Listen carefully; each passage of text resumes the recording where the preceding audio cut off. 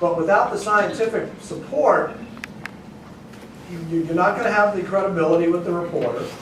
And the consumer that reads the story may walk away with, well, I read that story, I saw that headline about healthy lawns tolerate pests better, but if they don't understand why, if they can't recall the reasons behind it, you still have to reach back out to them. You haven't done much toward establishing your credibility and your trust.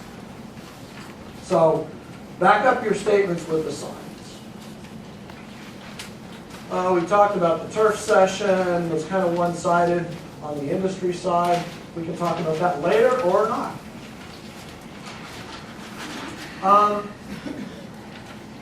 Make sure that a message doesn't come out that unfertilized turf contributes to water quality problems. Again, all of this is going to link us back to what are our key messages.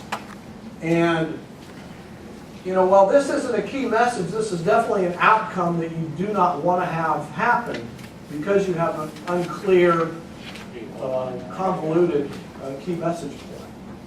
So think about that. Think about grass species selection. That was kind of the point that came out yesterday that one kind of grass isn't good for all lawns. And then again, it could be another story idea that it requires different species to be successful. Right, and that was something, and other people may have comments on this, someone said, how come we don't do more of that? And people said it's just too expensive to get people to go in and rip up their lawns. But I know in Connecticut, they've been doing a lot of work trying to get new developments to use a more appropriate mix of grass species. And that would seem that that would be a message that Extension at least could begin to get out to the development community. I mean, getting to the fact that we're going to have different messages for different target audiences. And that's something that's going to be a longer-term goal, but if we start now, maybe in 10 years, we'll start to see more use of the new improved varieties. It's kind of interesting. Go ahead. Excuse me. The turf is just a little part of what I'm involved in. So in the past, we used to have the National Turf Grass Test Plots in Washington, D.C., and I was just wondering where they are now and That's a very good what question. heads them up now. I know that Rhode Island has just reinvigorated their NTEP, I guess they're called, plots, and we have a faculty person who's working on them. And Rick, do you have them in Penn State now? I can't hear the question. Turf plots? The National Turf Grass trial. NTEP trial, National Turf Grass Evaluation. Kevin Morris is still running, but Yeah, they're still running. And where do you go to get the whole? There's a website. You can actually get subscribe to it and get a CD of all the updated work that's been done.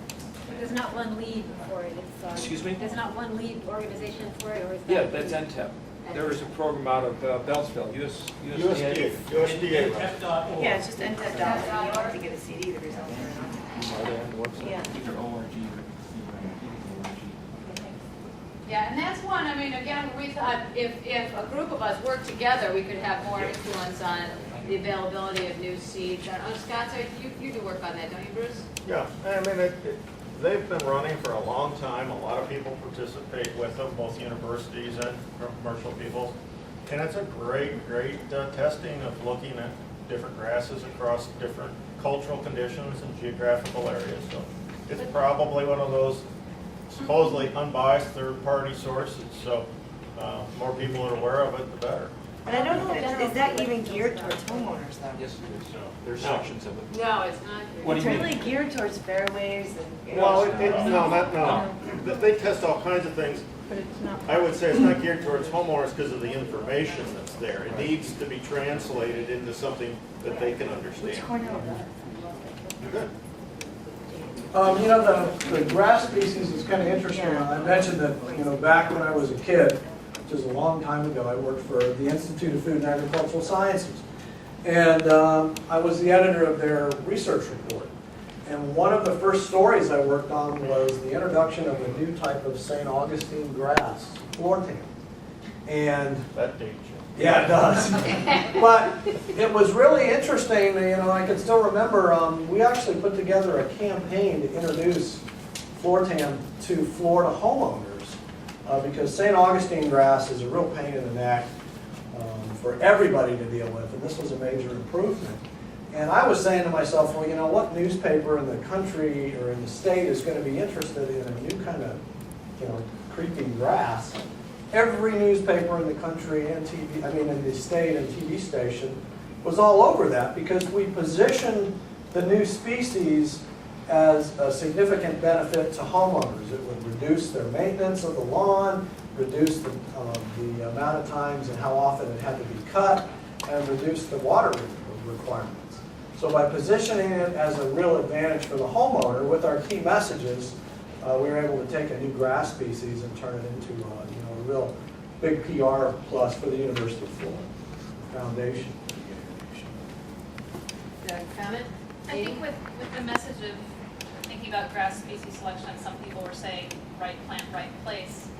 I think my follow-up question to that, if I was a homeowner, would be, well, who do I ask or how do I know? And maybe in this room we can generate some list of, maybe it's extension, maybe it's national organizations like that, but, part of the message of yesterday with the turf is it depends on so many things. There's not going to be a single recipe for the homeowners that you can get across in a simple message, but maybe you can get the message of, you need to make sure you have the right grass species.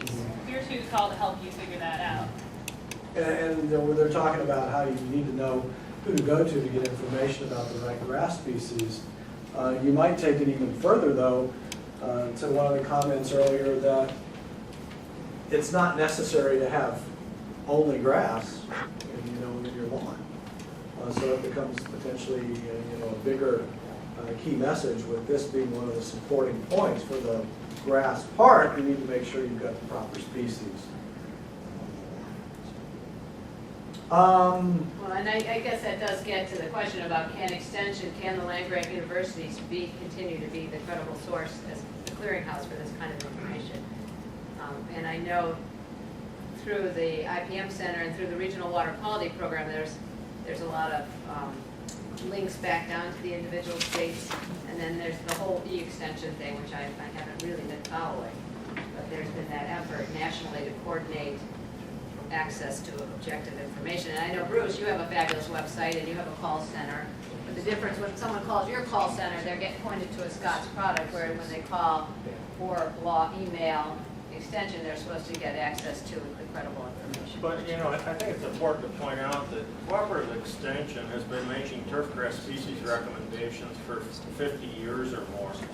And I don't think that has ever changed. It's been there, every state does it.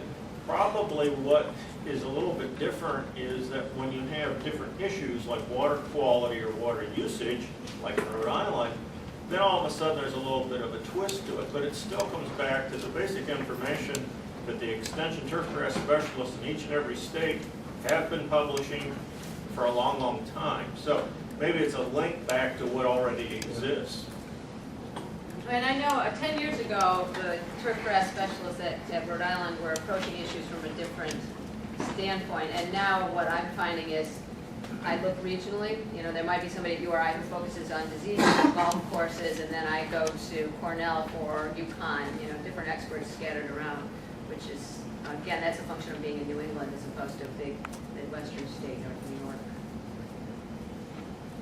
Yeah, I think also on top of that, you have to really ask the homeowner what they want. I mean, if they're gonna want low input versus high maintenance, if they start maintaining low input under high maintenance conditions, they're gonna lose that, and you're gonna lose a high input for high maintenance if you maintain it as a low input. So, and on top of that, I think the extension person has to be aware of what they're recommending, because we listen to a lot of different practices on how to maintain turf today or yesterday too, without defining what we're maintaining. And I think some of the confusion, you mentioned this morning about trust, I think some of the confusion is with the homeowner is the information, because they don't really know what they want. And I think you have to find out what they want and then educate them to how they're going to maintain it to be environmentally responsible. It's just part of that understanding your customer. I say, Yeah, I guess I'd follow that up. You look on these sites, they'll have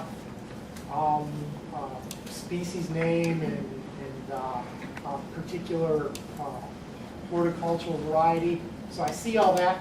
Then I go to Lowe's. Yeah. And I've got these mixes.